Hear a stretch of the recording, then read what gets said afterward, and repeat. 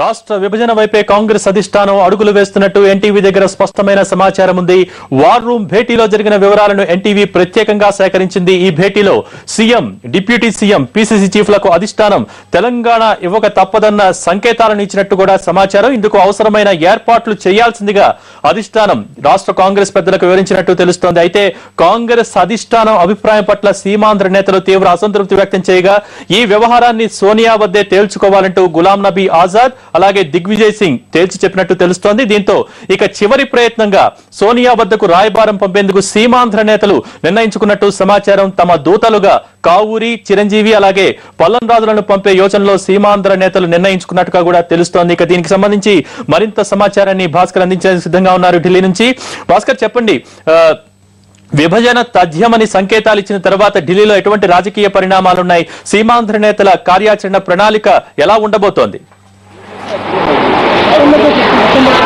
Bhogi war room సమావేశం ముగిసిన తర్వాత సీమాంధ్ర నేతలు ముఖ్యమంత్రి కిరణ్ కుమార్ రెడ్డిని కలుసుకున్న తర్వాత సీమాంధ్ర నేతల యొక్క బాడీ లాంగ్వేజ్ చాలా స్పష్టంగా తెలుస్తోంది. వాళ్ళు కొంత డీలా పడినట్లుగా చాలా స్పష్టంగా వాడి బాడీ లాంగ్వేజ్ తెలియజేస్తోంది.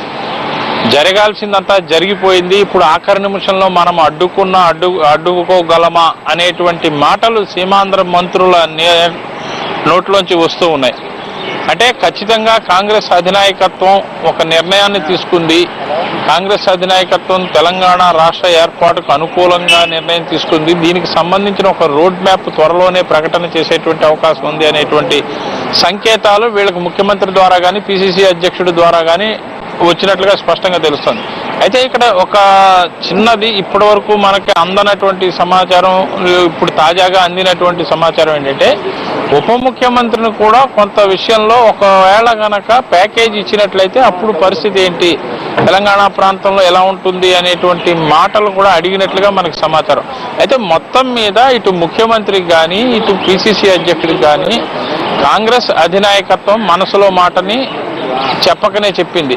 అదేమిటంటే తెలంగాణ రాష్ట్ర ఏర్పాటు దిశగా నిర్ణయం తీసుకోబోతున్నాం, ఇందుకు మీరంతా సహకరించాలి. ఇటు పార్టీలో కానీ, ఇటు ప్రభుత్వంలో కానీ, ఇటు ప్రాంతాలలో కానీ ఎటువంటి ఇబ్బందులు లేకుండా సజావుగా ఈ ప్రక్రియ మొత్తం పూర్తయ్యే విధంగా అందరూ సహకరించాలి అనేటువంటి సంకేతాలను స్పష్టంగా అధినాయకత్వం ఇచ్చింది.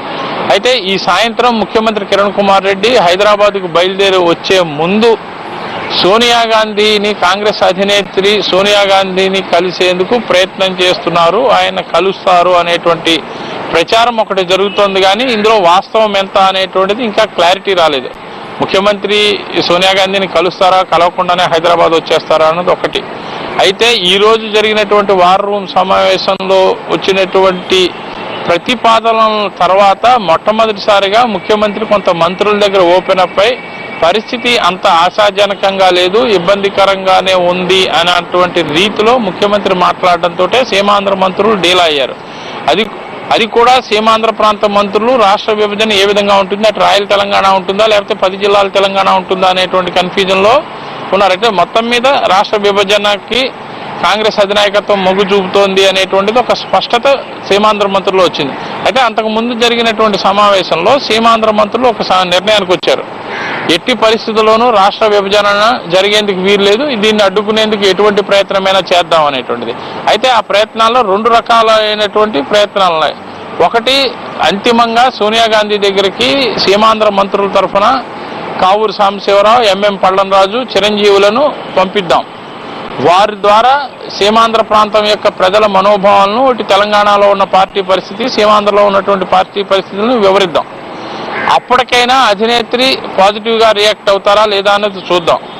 ఒకవేళ అధినేత్రి లేదు, ఖచ్చితంగా కాంగ్రెస్ పార్టీ ఒక నిర్ణయం తీసుకుంది, దానికి మీరందరూ కట్టుబడి ఉండాలి, ఎటువంటి ఇతరత్ర వ్యవహారాలు, రాజకీయ పరమైనటువంటి ఆందోళనలు చేసే అవకాశం లేదు, చెయ్యొద్దు అని విస్పష్టంగా తేల్చి చెప్పినట్లయితే భవిష్యత్తు కార్యాచరణ ఎలా ఉండాలన్నది కూడా ఒక నిర్ణయానికి వచ్చారు. అదేమిటంటే ఒకవేళ తెలంగాణ రాష్ట్ర బిల్లుకు సంబంధించి రాష్ట్ర అసెంబ్లీకి బిల్లు వచ్చినట్లయితే రాష్ట్రంలో ఉన్నటువంటి మంత్రులు, ఎమ్మెల్యేలు మొత్తం మూకుమ్మడిగా సీమాంధ్ర ప్రాంతం వాళ్ళందరూ రాజీనామా చేయటం అనేటువంటిది ఒక ప్రతిపాదన. ఒకవేళ ముందే కేంద్ర కేబినెట్కి వచ్చి కేంద్ర కేబినెట్ ద్వారా ఆమోదించాలి, లేదంటే ఒకవేళ ముందు పార్లమెంటు ఇక్కడ అవకాశం లేనప్పుడు పార్లమెంటులో బిల్లు వచ్చిన సందర్భంలో కూడా ఇక్కడ ఏ కారణాల చేత అటు ఇటు అయినప్పుడు పార్లమెంట్లో వచ్చినప్పుడు కూడా పార్లమెంటు సభ్యులు అంటే లోక్సభ సభ్యులు, పార్లమెంటు సభ్యులు ప్లస్ కేంద్రంలో మంత్రులుగా ఉన్నటువంటి వారు కూడా రాజీనామా చేయాలి అని. అయితే కేంద్రంలో మంత్రిగా ఉన్నటువంటి ప్రతి ఒక్కరూ దాదాపుగా అధినేత్రి సోనియా గాంధీకి వీర విధేయులే. అటు పళంరాజు కావచ్చు, లేదంటే కిషోర్ చంద్రదేవ్ కావచ్చు, ఇటు పురంధరేశ్వర్ కావచ్చు, చిరంజీవి కావచ్చు, వీళ్ళందరూ సోనియా గాంధీకి అత్యంత విశ్వసనీయమైనటువంటి వ్యక్తులు, విధేయులుగా ఉన్నటువంటి వారు. వీరు రాజీనామాలు చేసేంత పరిస్థితి వస్తుందా, రాజీనామాలు వీళ్ళు చేయగలుగుతారా అనేటువంటిది పెద్ద ప్రశ్నగా మారింది. అయితే ముఖ్యమంత్రితో భేటీ, వార్ రూమ్ భేటీ వివరాలు ఎన్టీవీ ద్వారా బయటకు వచ్చిన తర్వాత ముఖ్యమంత్రిని కలిసిన సందర్భంలో ముఖ్యమంత్రి వ్యక్తం చేసినటువంటి అభిప్రాయాలను విన్న తర్వాత సీమాంధ్ర ప్రాంత నేతలంతా కేఎస్ రావు, కేంద్ర మంత్రి కేఎస్ రావు ఇంట్లో ప్రస్తుతం సమావేశమై ఉన్నారు. అంటే వాస్తవానికి ఆయన దీన్ని దృష్టిలో పెట్టుకోకపోయినా లంచ్కి అందరినీ పిలిచారు, తన ఇంటికి రావాల్సిందిగా మంత్రులందరినీ. అయితే అదే సందర్భంలో ఈ వివరాలు తెలియడంతో అక్కడే భవిష్యత్తు కార్యాచరణ మీద చర్చ చేస్తున్నారు. దీన్ని ఏ విధంగా ఎదుర్కోవాలి అనేటువంటిది, పార్టీ అధినేత్రి మన మాట వినిచే విధంగా ఏం చేయాలి అనేటువంటిది. ఒకవేళ పార్టీ అధినేత్రి కాదు కూడదు, మేము ఖచ్చితంగా తెలంగాణ రాష్ట్ర ఏర్పాటుకు సంబంధించి ఒక నిర్ణయం తీసుకున్నాము అని అన్నప్పుడు భవిష్యత్తు కార్యాచరణ ఏ విధంగా ఉండాలన్న దాని మీద మల్లగులాలు పడుతున్నారు. ఒక విధంగా చెప్పాలంటే సీమాంధ్ర ప్రాంత సమావేశం నేతల యొక్క సమావేశంలో ఒక స్పష్టమైనటువంటి కార్యాచరణ పూర్తి స్థాయిలో తీసుకోలేకపోతున్నారు. ఎందుకంటే ఇస్తారా ఇవ్వరా అనేటువంటి అంశం మీదే ఇంకా కింద మీద పడుతున్నారు. ఒకవేళ ముఖ్య సంకేతాలు పంపించినప్పటికీ కూడా అంతిమంగా మనం దీన్ని ఎలా ఎదుర్కోవాలి అనేటువంటి దాని మీదే ఆలోచన చేస్తూ ఉన్నారు భోగి. అయితే సోనియా వద్దే తేల్చుకోవాలంటూ సీమాంధ్ర నేతలకు ఆజాద్ అలాగే దిగ్విజయ్ సూచించినట్టుగా తెలుస్తోంది. చివరి ప్రయత్నంగా కేంద్ర మంత్రుల రాయబారం, సోనియా వద్ద కేంద్ర మంత్రుల రాయబారానికి సంబంధించి, అంటే దీనికి సంబంధించి ఏమన్నా సీమాంధ్ర నేతలు ఏమన్నా మాట్లాడారా, ఎటువంటి డీటెయిల్స్ ఉన్నాయి? అంటే ఆజాద్ కానీ దిగ్విజయ్ సింగ్ కానీ సీమాంధ్ర నేతలకు ఎటువంటి ఈరోజు కలవలేదు. ఇటు సీమాంధ్ర కేవలం ఆజాద్, దిగ్విజయ్ సింగ్ వీళ్ళందరూ వార్ రూమ్ లో ముఖ్యమంత్రి, పిసిసి అధ్యక్షుడు, డిప్యూటీ సీఎంలతో కలిశారు. అయితే ఈ సందర్భంలో కర్ణాకర్ణిగా అంటే ఒక